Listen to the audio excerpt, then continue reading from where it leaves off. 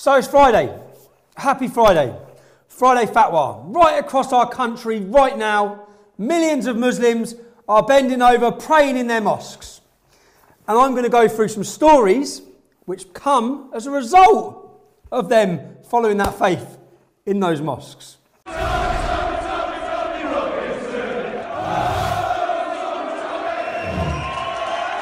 I'm going to start on Piers Morgan. Piers, hello Piers, how you doing? If you're watching this. Piers, when I went on the Piers Morgan show, okay, we all remember what happened, we'll get to it in a bit. But we had a young British woman who converted to Islam. She's from Harrow. She said that every time growing up, no, she didn't convert to Islam, she was born a Muslim, Bangladeshi. Every time she tried to follow a Western life, she wanted to grow up to be a young English woman. But every time she tried to step in or follow a Western life, she was shamed by her community because it's completely haram. Her words, not mine. Everything she tried to do that was Western was haram. So, she ended up going on a dating website for other Muslims. She met this lovely man from America in Texas who was an American convert to Islam. They started talking about jihad. He has gone on to become one of the world's leading ISIS fighters. She left the UK with him. If I go through the story, they met up in Texas. They come back to the UK from Syria. They went to Syria first, 2004. She comes back to the UK because she's having a baby, of course. Use the NHS. Use our system. She disappears again. She goes on to have 4 children. Okay? Now, they travel together in the end. When ISIS explodes, they travel to join ISIS. She then leaves and she escapes to Turkey with her 4 children. But her husband dropped her off to leave, which is quite strange anyway. But he's still out there fighting for ISIS. She goes out, she leaves. She heads back to Texas to be with his family. She's left Islam, okay? She's on speaking to Piers Morgan. She's now a reformed character. Let's play what she says. Yeah, I was an extremist. I was one of them, and I'm a former extremist, and I understand the minds of extremists, and I know how to de-radicalize too. I can help these people with, just like they get indoctrinated, you can be unindoctrinated. It just takes some re-education, and a little bit of empathy goes a long way. So what do you believe? What do you believe the Quran tells you now? So here's Piers asking, what do you believe the Quran says now? Believing in one stage. So he's probably expecting her to say something quite nice. I think the Quran is a terrible book.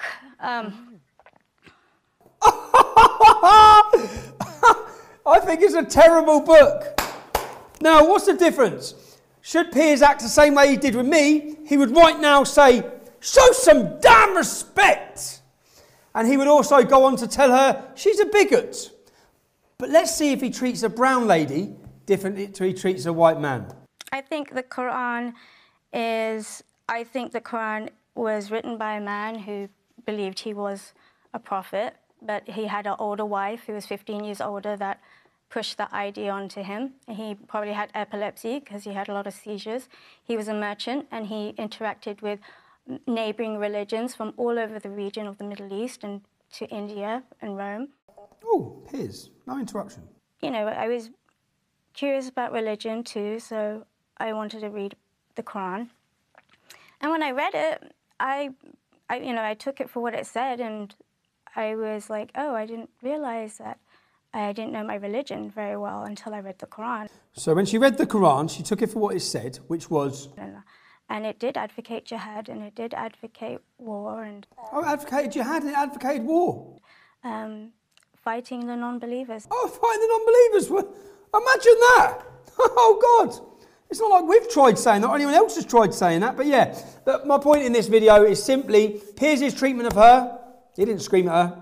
He didn't call her a bigot or a fascist or anything of the such because she's a brown lady. I'm a white male and he let rip on me. Show some damn respect for people's religious beliefs. But this woman now is actually living in Texas. She wants to advocate against extremism. To be honest, I find it, she says there's a way out. You can unindoctrinate people. That doesn't work. That's not working in our prison system. The numbers show, the statistics show it themselves. You're not able to de-radicalise. You're not able to reintegrate. You want to reintegrate people who weren't integrated into our society anyway.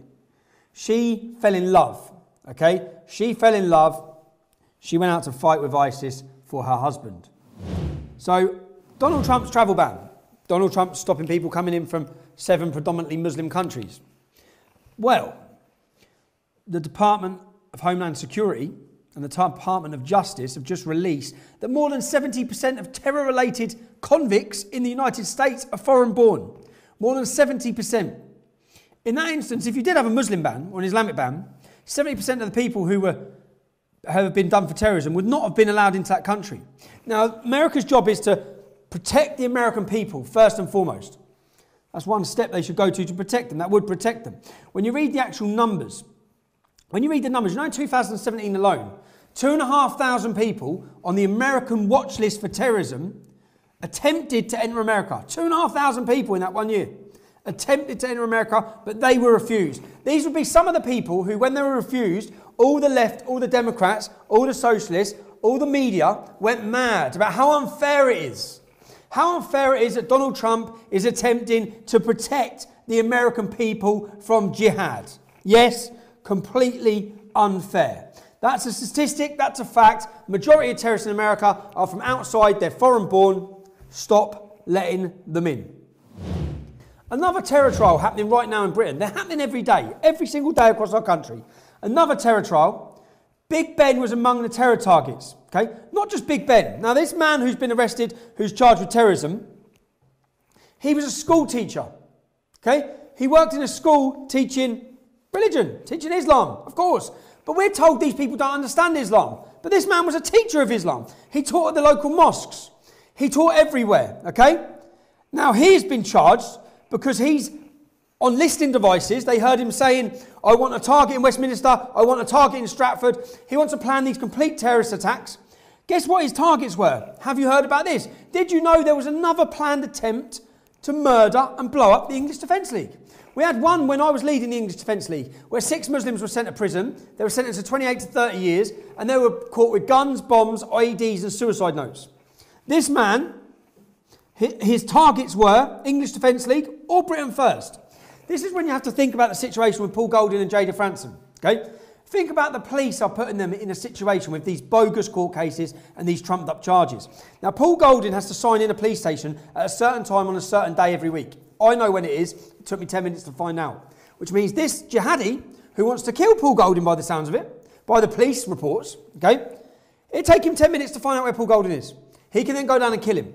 The police and the government are putting people on our side of the fence and who are fighting our cause, they're putting their lives in danger. Their lives are being put in danger. Which is and then Mr. Hack, who was a religious teacher, okay?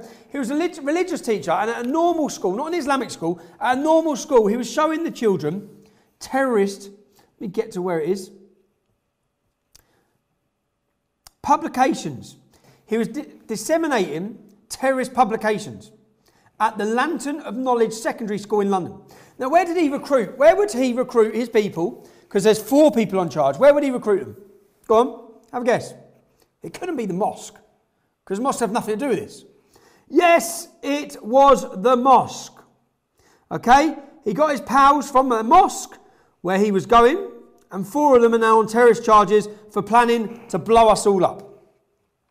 Is that mosque still operating unchallenged? Yes, it is. Would the local Labour councillors and MPs still speak very highly of that glowing centre of moderation? Of course they would.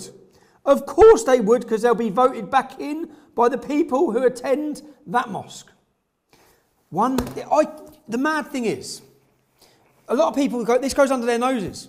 You have to realise just how bad the situation is. How many terror attacks are being planned? How many people are being arrested for terrorism? What their targets were. Part of his other intended targets were Shia Muslims. Sectarian conflict on our streets. Banks in the City of London. Parliament. Foreign embassies. Media stations. He wanted to blow everything up. Luckily, our security services stopped him. He's on trial. Let's have a look at another one. One more case this week. Up to Leeds. Leeds is the same city where we've just had, if you've been watching our Support Bev campaign, same city where this poor Beverly was fired for daring to post anything critical in any way of Islam, yeah? Well, maybe if she'd have posted this, I wonder what he'd had to say. Husband bludgeons his Muslim convert wife to death after she ditched her Islamic clothes. This lady converted to Islam, got with a Muslim, had children with him, and then decided, I got bored of it and wanted to dress normally again in her Western clothes. What did he do? He enlisted a couple of other Muslim friends and he butchered her to death with a claw hammer.